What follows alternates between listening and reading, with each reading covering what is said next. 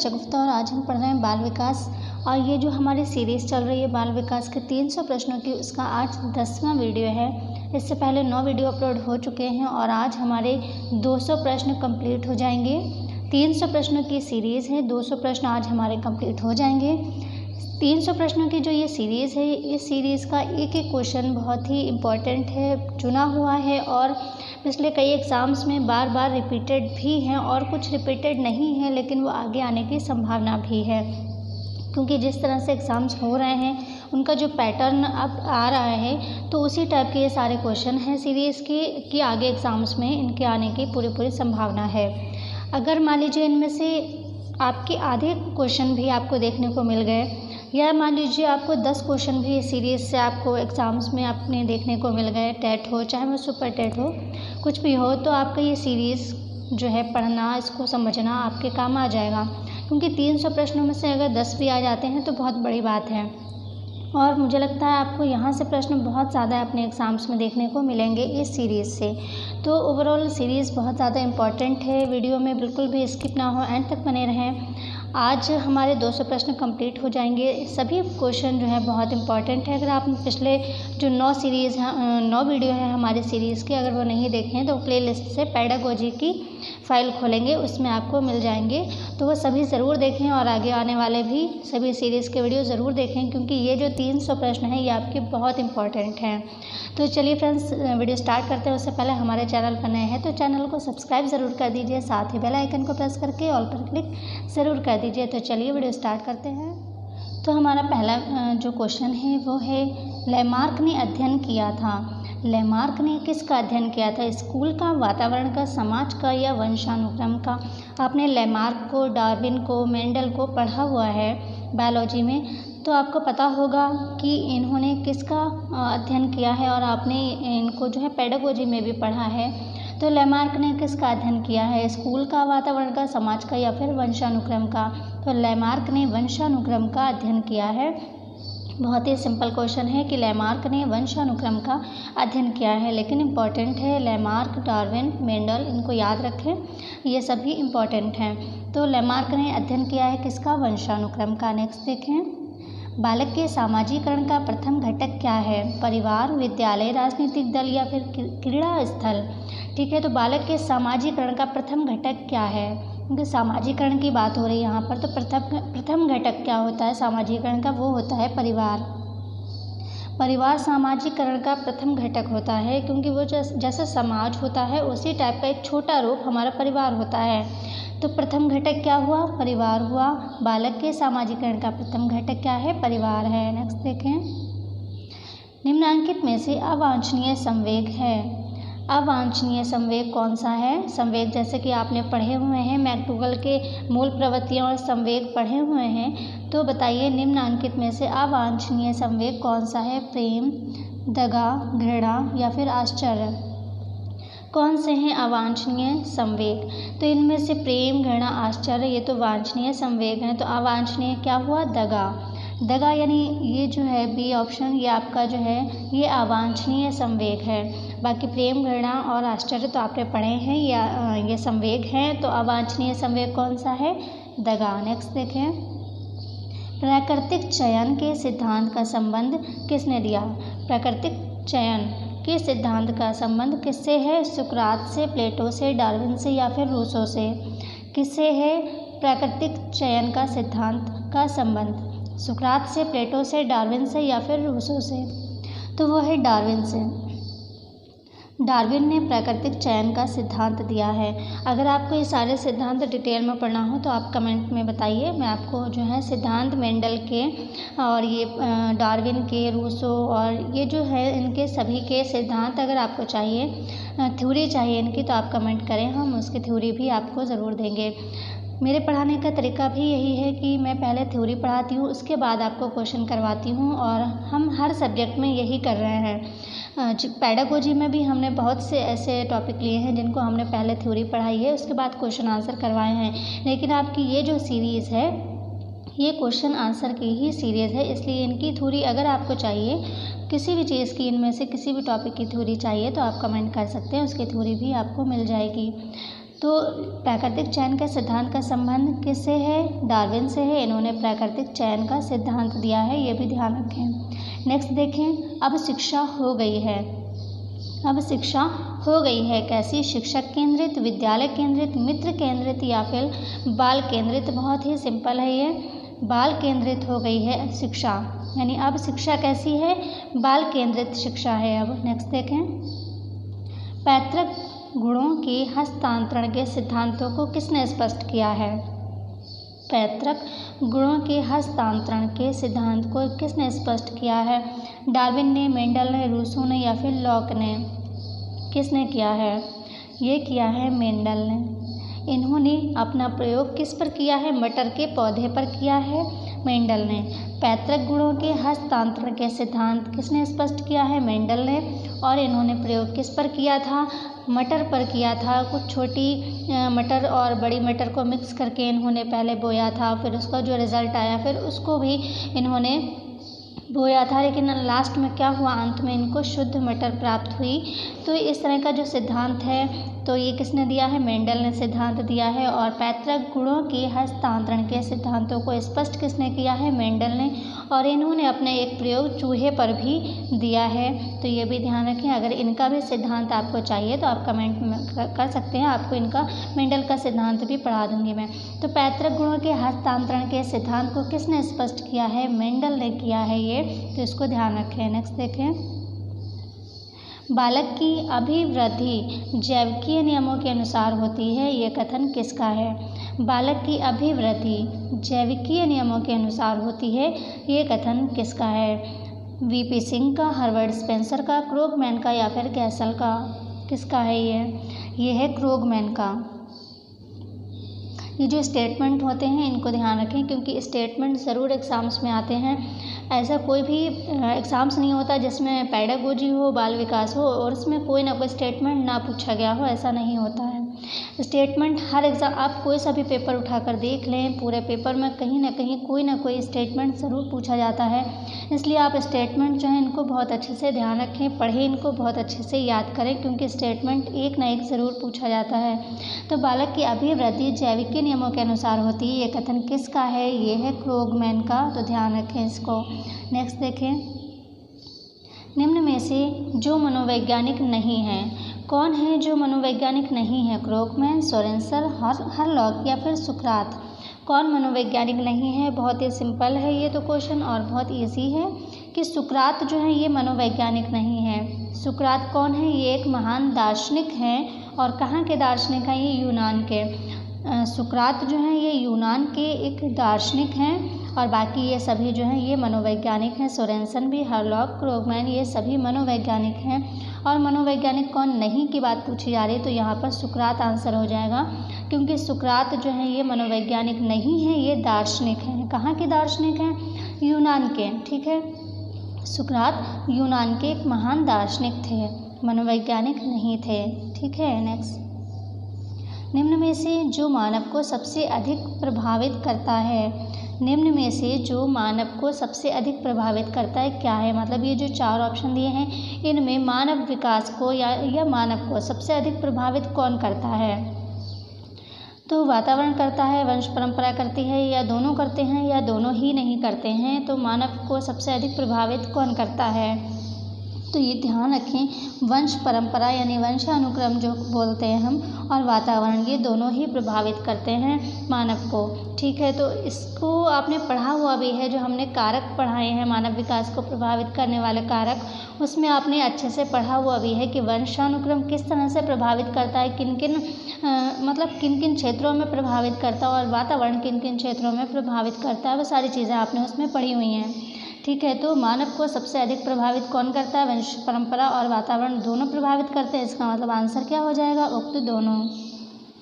तो आंसर क्या हो जाएगा? उक्त दोनों, यानी ये दोनों ही प्रभावित करते हैं, सब अपनी अपनी जगह। मतलब ये नहीं कहा जा सकता कि कौन सी, हाँ वातावरण जो है ये सबसे अधिक प्रभावित करता है, वंश परंपरा थोड़ा कम प्रभावित करती है। लेकिन अगर यहाँ पर एक क्वेश्चन और इस तरह से पूछा जाए कि सबसे अधिक प्रभावित कौन करता है, और मान लीजिए वंशानुक्रम और वातावरण दोनों ही लिखे हैं और कोई एक ही आंसर है उसका, और पूछा जा रहा है कि सबसे अधिक प्रभावित कौन करता है, तो ध्यान रहे वंशानुक्रम और वातावरण में अगर एक चुनना पड़े तो वातावरण, ठीक है। सबसे अधिक प्रभावित कौन करता है? वातावरण।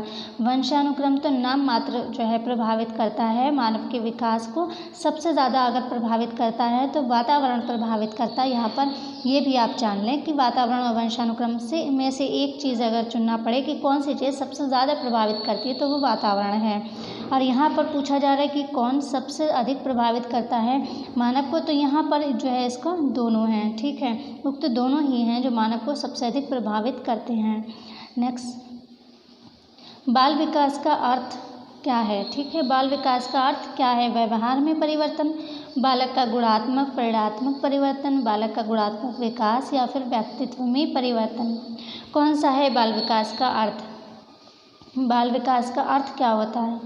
बाल विकास को आपको बहुत अच्छे से कई क्वेश्चन आप इसके पढ़ चुके हैं तो आपको इसका आंसर पता होना चाहिए कि बालक का गुणात्मक परिमाणात्मक परिवर्तन ही बालक का जो विकास होता है उसका अर्थ यही होता है कि बालक का गुणात्मक और जो माणात्मक, परिमाण जिसको बोलते हैं परिमाणात्मक परिवर्तन ही बालक का विकास कहलाता है। तो बी ऑप्शन इसका सही हो जाएगा, बालक का गुणात्मक परिमाणात्मक परिवर्तन इसका सही आंसर होगा क्या? बाल विकास का अर्थ, ठीक है।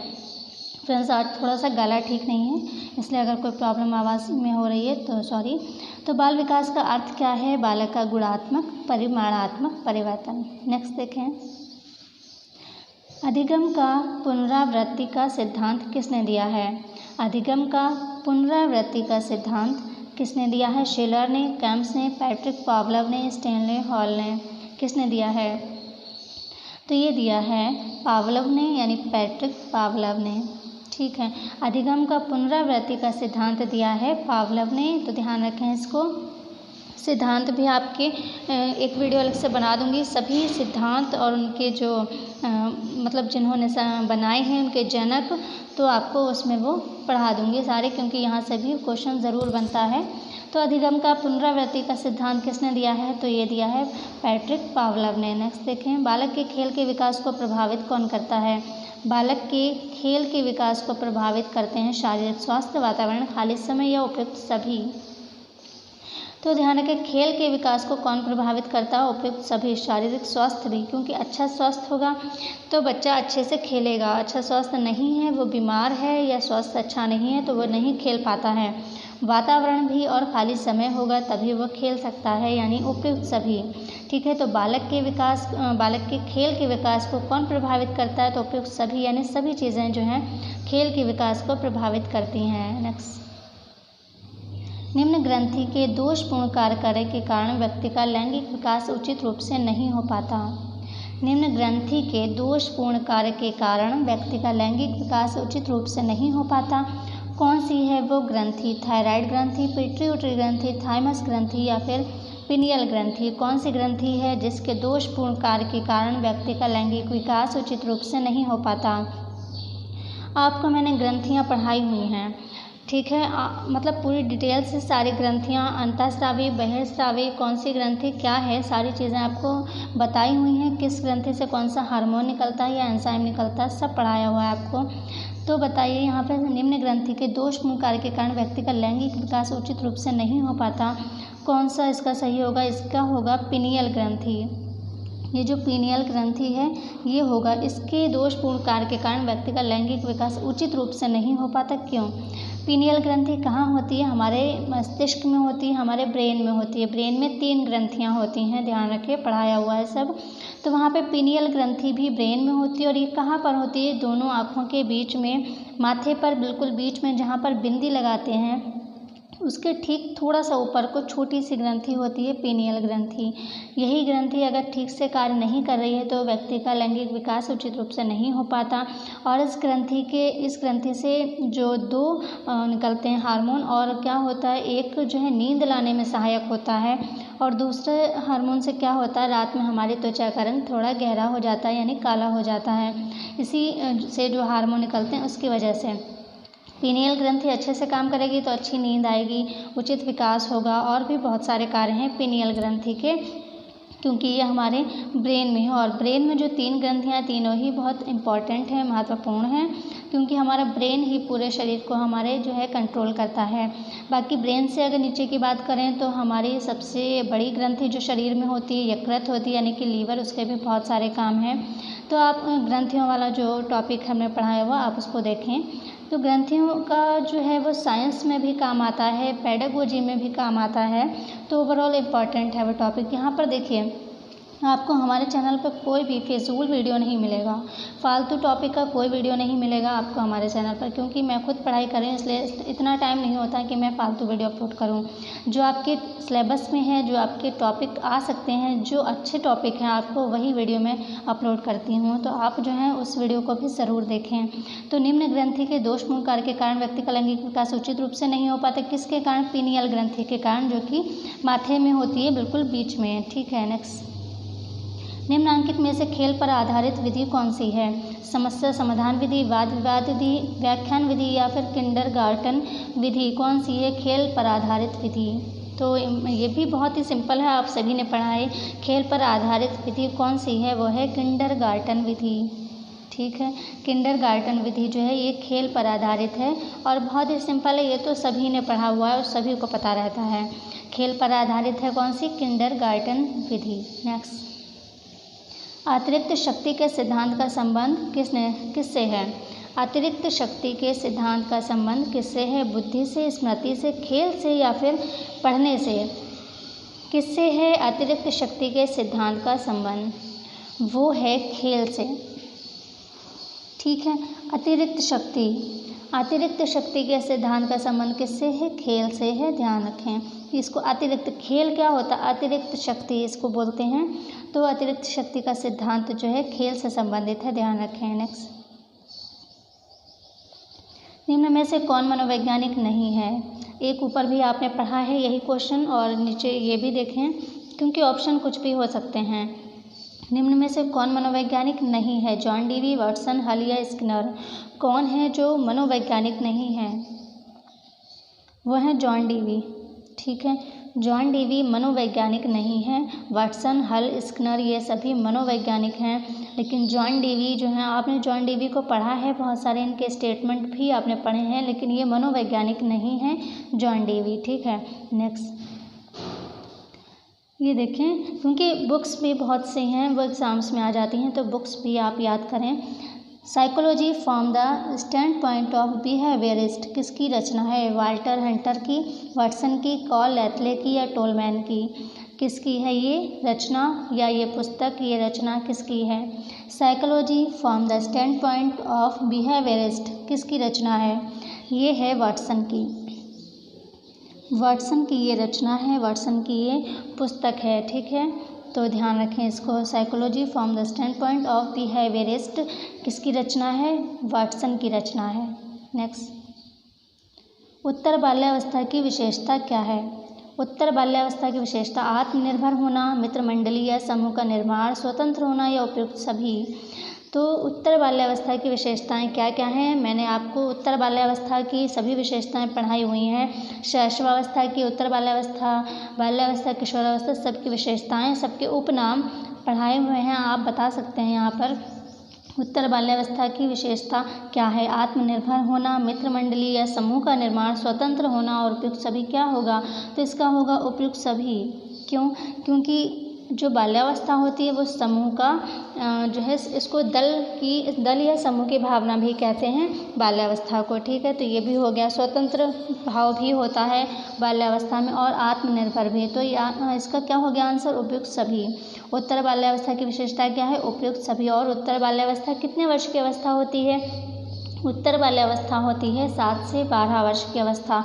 उत्तर बाल्यावस्था 7 से 12 वर्ष की अवस्था होती है और इसको मूर्त चिंतन की अवस्था भी कहते हैं। उत्तर बाल्यावस्था को मूर्त चिंतन की अवस्था भी कहते हैं। ये 7 से 12 वर्ष की अवस्था होती है और इसको मूर्त संक्रियात्मक अवस्था भी है। जो जीन पियाजे के अनुसार जो अवस्थाएं हैं, अगर उनकी बात करें तो उत्तर बाल्यावस्था को ही मूर्त संक्रियात्मक अवस्था कहते हैं, क्योंकि ये जो 7 से 12 वाली एज है इसी को उन्होंने मूर्त संक्रियात्मक अवस्था कहा है, जिसको उत्तर बाल्यावस्था कहते हैं और मूर्त चिंतन की अवस्था भी कहते हैं। और ये 7 से 12 वर्ष की अवस्था होती है। नेक्स्ट देखें, शैक्षिक दृष्टि से बाल विकास की अवस्थाएं कौन सी हैं? शैक्षिक दृष्टि से बाल विकास की अवस्थाएं किशोरावस्था, बाल्यावस्था, शैशवावस्था, उपयुक्त तीनों कौन सी हैं? शैक्षिक दृष्टि से बाल विकास की अवस्थाएं तो उपयुक्त तीनों हैं, किशोरावस्था भी है, बाल्यावस्था भी है और शैशवावस्था में भी, क्योंकि शैशवावस्था भी 5-6 साल तक मानी जाती है, तो वहाँ भी बच्चा सीखता है क्योंकि एडमिशन हो जाता है 6 साल पर, तो उससे पहले भी अब तो 3-4 साल पर ही एडमिशन हो जाता है और वह शिक्षा ग्रहण करने लगता है, शिक्षा का मतलब क्या है कि कुछ भी सीखने लगता है बस। तो शैक्षिक दृष्टि से बाल विकास की अवस्थाएं कौन सी हैं? तो ये तीनों हैं, किशोरावस्था, बाल्यावस्था, शैशवावस्था, तीनों ही अवस्थाएं शैक्षिक दृष्टि से बाल विकास की अवस्थाएं हैं। नेक्स्ट देखें, बाल विकास को सर्वाधिक प्रभावित करने वाला कारक कौन सा है? बाल विकास को सर्वाधिक प्रभावित करने वाला कारक कौन सा है? यौन शिक्षा, बुद्धि परीक्षण, खेल कूद का मैदान या सुंदर विद्यालय भवन? तो बाल विकास को सबसे अधिक प्रभावित करने वाला कारक है खेल कूद का मैदान। खेल कूद का मैदान जो है बाल विकास को सबसे अधिक प्रभावित करता है। जैसे कि पहले ही बताया कि वातावरण जो है ये सबसे अधिक प्रभावित करता है, तो खेल कूद का मैदान भी उसी सामाजिक वातावरण में आ जाता है। तो बाल विकास को सर्वाधिक प्रभावित करने वाला कारक कौन है? खेल कूद का मैदान। ठीक, नेक्स्ट देखें, प्रथम बाल निर्देशन केंद्र किसके द्वारा खोला गया? प्लेटो, विलियम हेली, डार्विन या रूसो? किसके द्वारा खोला गया था प्रथम बाल निर्देशन केंद्र? तो ये विलियम हिली के द्वारा खोला गया था। ध्यान रखें, विलियम हिली, इनके द्वारा खोला गया था प्रथम बाल निर्देशन केंद्र। प्रथम बाल निर्देशन केंद्र खोला गया था विलियम हिली के द्वारा। नेक्स्ट देखें, किसकी क्रियाशीलता का संबंध मनुष्य की पाचन क्रिया से भी होता है? किसकी क्रियाशीलता का संबंध मनुष्य की पाचन क्रिया से भी होता है? जनन ग्रंथियाँ, एड्रिनल ग्रंथि, गल ग्रंथि या फिर अधिवृक्क ग्रंथि? यहाँ पर अभिवृक्क नहीं, अधि है, धा बनेगी, ठीक है, अधिवृक्क ग्रंथि। तो किसका संबंध है? किसकी क्रियाशीलता का संबंध मनुष्य की पाचन क्रिया से भी होता है? बताइए कौन सा होगा इसका? देखें, एड्रिनल ग्रंथि को ही अधिवृक्क ग्रंथि कहते हैं।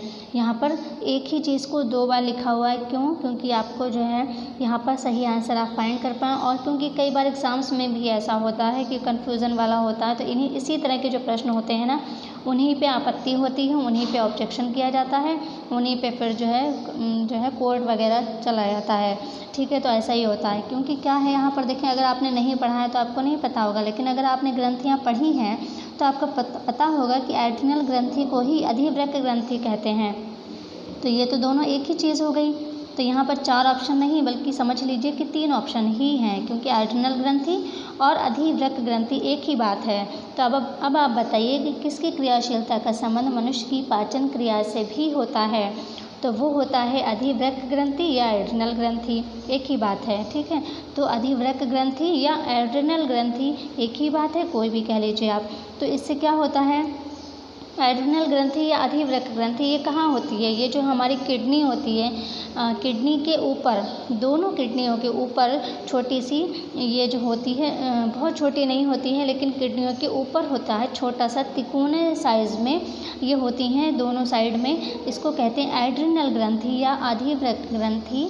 इसका जो क्रियाशीलता है, अगर ये कम, इससे निकलने वाले जो हार्मोन्स है अगर कम निकल रहे हैं तो पाचन क्रिया खराब हो जाती है। ठीक है, लेकिन अगर अधिक निकल रहे हैं तो क्या हो जाता है? एडिनस नामक रोग हो जाता है इसी से। तो कौन सी हमारा आंसर क्या होगा? एड्रिनल ग्रंथि कर दीजिए आंसर, चाहे अधिवृक्क ग्रंथि कर दीजिए, एक ही बात है, क्योंकि ये दोनों ही एक ही बात हैं, अलग अलग नहीं है। एड्रिनल ग्रंथि या अधिवृक्क ग्रंथि एक ही बात है। तो चाहे आप एड्रिनल ग्रंथि को आंसर कर दें, चाहे अधिवृक्क ग्रंथि को आंसर कर दें, क्योंकि ये एक ही बात है, अलग नहीं है। तो यहाँ पर अधिवृक्क ग्रंथि कर देते हैं, क्योंकि अधिकतर हिंदी में ही पूछा जाता है, क्योंकि हिंदी में होता है। अगर हम हिंदी मीडियम के हैं तो हिंदी में पूछा जा रहा है, लेकिन अगर हो सकता है कि इसको एड्रिनल भी लिख दें वो लोग। तो अगर अधिवृक्क ग्रंथि लिखा है तो आप अधिवृक्क करें, नहीं तो एड्रिनल ग्रंथि कर दें, क्योंकि उसको इंग्लिश में जो उसकी वैज्ञानिक भाषा उसको जो है एड्रिनल ग्रंथि कहते हैं, अधिवृक्क ग्रंथि को। तो इसकी जो, अगर इससे निकलने वाले हार्मोन्स अगर कम मात्रा में निकल रहे हैं उनकी कमी आ रही है तो क्या होता है, पाचन क्रिया खराब हो जाती है। लेकिन अगर अधिक निकलने लगे तो क्या होता है, एडिनस नामक रोग हो जाता है इसकी अधिकता से। ठीक है, तो कौन सी पाचन क्रिया से भी संबंधित है, तो अधिवृक्क ग्रंथि। नेक्स्ट देखें, संरचनात्मक अधिगम सिद्धांत जोर किसका देता है। संरचनात्मक अधिगम किसका जोर देता है, शिक्षक की तानाशाही भूमिका पर, विषय सामग्री के रहने पर, विद्यार्थियों द्वारा नवीन ज्ञान की संरचना पर, या फिर अनुकरण पर। किस पर संरचनात्मक अधिगम सिद्धांत जोर देता है। संरचनात्मक अधिगम किस सिद्धांत, जो सिद्धांत है ये संरचनात्मक अधिगम किस पर जोर देता है, तो ये है विद्यार्थियों द्वारा नवीन ज्ञान की संरचना पर। संरचनात्मक तो संरचना पर ही ध्यान देगा। किसकी संरचना पर ध्यान देगा, बस ये देखना आपको, क्योंकि हो सकता है ऑप्शन और भी संरचना वाले ऐसे दिए हों, तो आपको ये भी ध्यान रखना है कि विद्यार्थियों द्वारा नवीन ज्ञान की संरचना पर ध्यान देता है संरचनात्मक अधिगम सिद्धांत। ठीक है, तो विद्यार्थियों द्वारा नवीन ज्ञान की संरचना पर जोर देता है संरचनात्मक अधिगम सिद्धांत। तो आज हमारे 200 प्रश्न कंप्लीट हो गए हैं। 300 प्रश्नों की सीरीज़ है ये, आपके 100 प्रश्न और आने हैं। ध्यान रखें, जो अब आपके 100 क्वेश्चन और आने हैं वो बहुत ज़्यादा इम्पॉर्टेंट हैं। मतलब उन क्वेश्चन को आपने अगर मिस किया तो समझ लीजिए आपने मतलब कुछ नहीं पढ़ा, क्योंकि वो जो 100 क्वेश्चन आपके और आने वाले हैं बहुत ज़्यादा इंपॉर्टेंट आने वाले हैं। उन क्वेश्चन से ही आपकी बहुत सारी चीज़ें क्लियर हो जाएंगी। मान लीजिए 4 ऑप्शन दिए हुए हैं, उनमें तो एक के बारे में तो आप जानेंगे ही, जो बाकी 3 ऑप्शन हैं उनके बारे में भी उससे आपको बहुत कुछ सीखने को मिलेगा। तो जो 100 क्वेश्चन और हमारे आने वाले हैं वो बहुत ज़्यादा इम्पॉर्टेंट हैं। और इससे पहले भी जो वीडियो अपलोड हुआ है वो भी बहुत इम्पॉर्टेंट है, क्योंकि उसमें सभी सिद्धांत हैं। प्रत्यागमन का सिद्धांत, समानता का सिद्धांत और बीजकोश का सिद्धांत, ये सभी के ऊपर प्रश्न पूछे गए हैं इसके पीछे वाले वीडियो में, यानी पार्ट 9 में, और ये पार्ट 10 है। तो अगर आपने नहीं देखा है तो प्लेलिस्ट पेडागोजी के नाम से प्लेलिस्ट है, आप वहाँ से देख सकते हैं। और सभी इम्पॉर्टेंट हैं, सभी पार्ट्स के बहुत इम्पॉर्टेंट है, तो ज़रूर देखें। तो आज की वीडियो में फ़िलहाल बस इतना ही, मिलते हैं अगले वीडियो में, तब तक के लिए take care and bye bye.